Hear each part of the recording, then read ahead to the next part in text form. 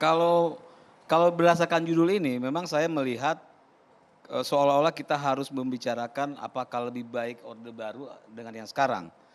Kita berempat ada di sini adalah orang-orang yang jelas menentang Orde Baru saat itu. Jadi kalau mau dibicarakan apa yang mau dibicarakan. Tapi saya menyatakan begini, kalaupun harus dilihat perbedaannya, saya bilang saat ini kalau menjadi catatan saya terhadap pemerintahan Pak Jokowi, sejak dari periode pertama dan yang kedua, saya melihat bahwa memang dan bisa di-track pernyataan-pernyataan saya selama ini, saya Konsisten ya? melihat bahwa Pak Jokowi itu orang yang punya keberanian yang tinggi, orang yang berani untuk bersikap, memutuskan, tapi sayangnya beliau tidak memiliki pembantu-pembantu yang punya keberanian seperti beliau, ya. Itu yang menjadi catatan saya dari dulu hingga hari ini. Kenapa? Karena saya melihat terjadinya ke kerusuhan atau ke permasalahan-permasalahan selama ini itu karena ketegasan yang tidak ada. Tidak ada ketegasan terhadap tindakan-tindakan yang terjadi di masyarakat sehingga akhirnya masyarakat ikut terlibat, ikut berdebat, ikut melakukan pembelaan maupun ikut melakukan penyerangan dan yang akhirnya yang dikorbankan adalah masyarakat. Masyarakat ini adalah orang-orang yang tidak terlatih untuk berperang, tidak terlatih untuk berpolitik, tapi mereka dipaksa untuk melakukan itu karena tidak ada ketegasan. Bang Teddy, Anda sepaham dengan apa yang disampaikan oleh Koordinator Pusat BMSI bahwa di era saat ini tidak ada kesejahteraan, tidak ada kebebasan? Nah itu ngawur itu jelas. Ya jadi kalau soal BMSI ini saya sebelum demo mereka tanggal 11 saya sudah memberikan statement jelas. Ya mungkin kalau di sini saya minta maaf kalau bahasa saya agak kasar.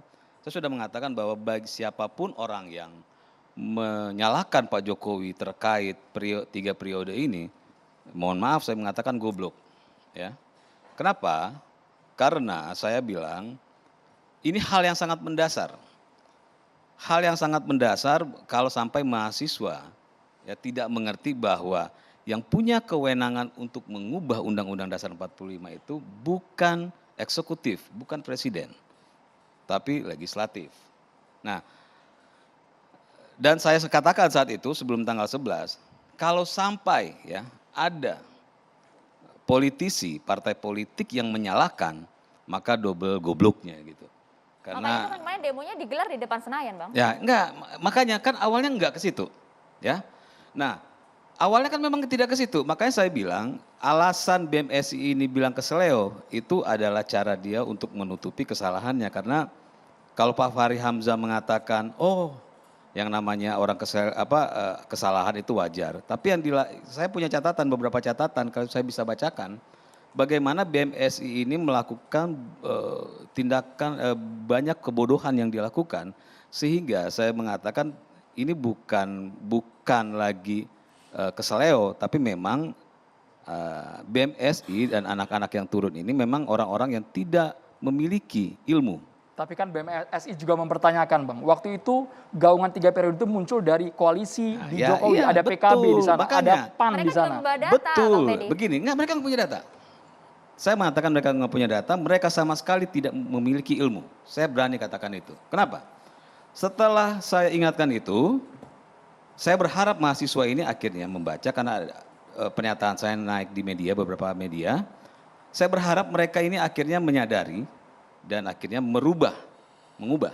Tapi apa yang terjadi? Pada selanjutnya mereka mengatakan begini nih, bahwa menuntut Pak Jokowi untuk membuat surat resmi atau membuat statement resmi, ya presiden membuat statement resmi untuk menolak 3 periode. Kalau Pak Jokowi melakukan, ya mengikuti tuntutan mereka, maka betapa bodohnya presiden kita, ya. Karena nanti dia akan ditertawakan oleh legislatif.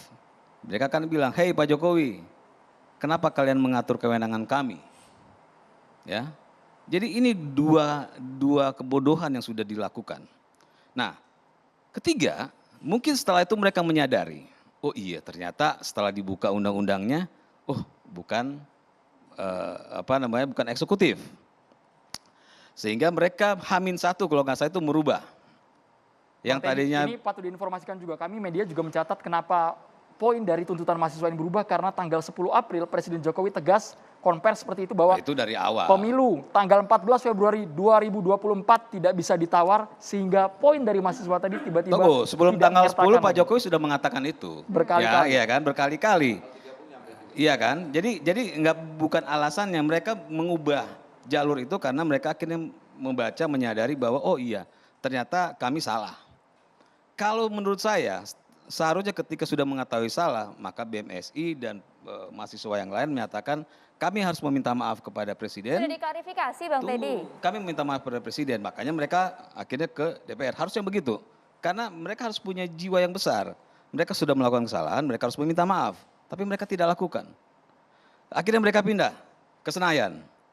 Catatan saya lagi, ternyata ya memang dasarnya memang mereka memang dasarnya berangkat itu tanpa punya konsep, tanpa punya ilmu. Mereka menuntutnya ke DPR. Sudah diungkapkan juga Bang, ini bagian dari strategi. Ini bagian dari strategi agar tidak ditunggangi. Ini bukan soal strategi, ini kebodohan yang bertambah terus-menerus. Saya ada banyak kebodohannya. Oke, kalau gitu kita tahan dulu, kita akan minta klarifikasi langsung dari Koordinator Pusat BMSI, ada Kak Harudin yang sudah terhubung melalui sambungan Zoom. Usai jeda, sesaat lagi pemirsa.